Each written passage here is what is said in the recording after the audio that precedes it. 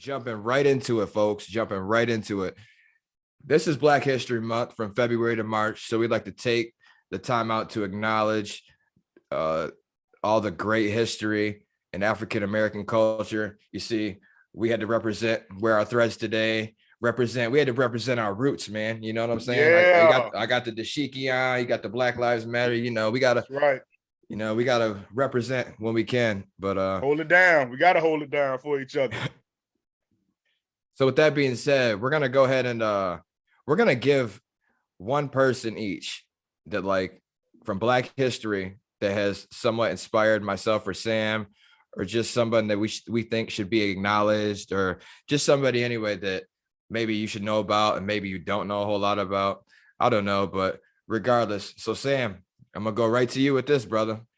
Give me the one person that sticks out to you for Black history. We gonna acknowledge him today. We're gonna acknowledge him this month. Today's Black History tribute goes to Phylicia Rashad, probably better known as Claire Huxtable on The Cosby Show, one of the top TV moms ever. She is a beautiful, awesome woman and the epitome of class and elegance. She was born and raised in Houston, Texas, so shout out to Houston. She's played many roles in TV and movies, and also done Broadway shows. She's also a singer and a director, and is now the Dean of Fine Arts at Howard University. So shout out to Howard, another Black university. Yeah. She is definitely what I call a top tier woman. She is the first Black woman to win a Tony Award. Great philanthropist, great mother, strong, smart, beautiful. This definitely goes out to you for being great and staying great. And always remember that Black history is American history. So it shouldn't just be emphasized in 1 month.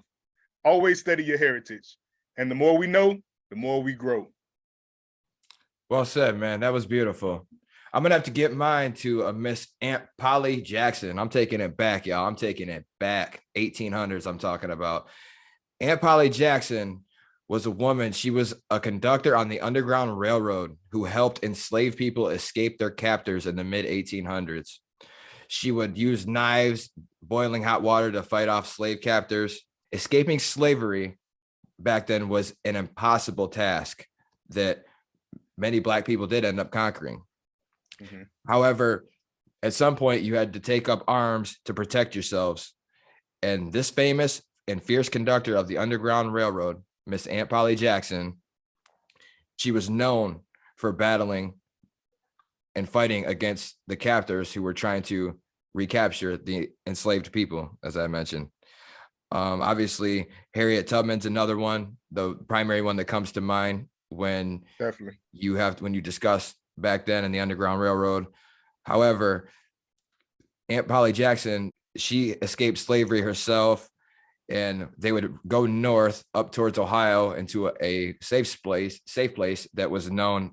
They called it Africa. It was a little spot in Ohio. Mm-hmm. And once you got there, you were essentially good. You're free from your captors. Free. Mm-hmm. So what Aunt Polly Jackson would do, sometimes she would dress up like an old lady, like with like a little cane, like the crippled, because like people would leave the old people alone. They didn't want to be bothered. And then like when they would get close, and then she'd come up, trying to help try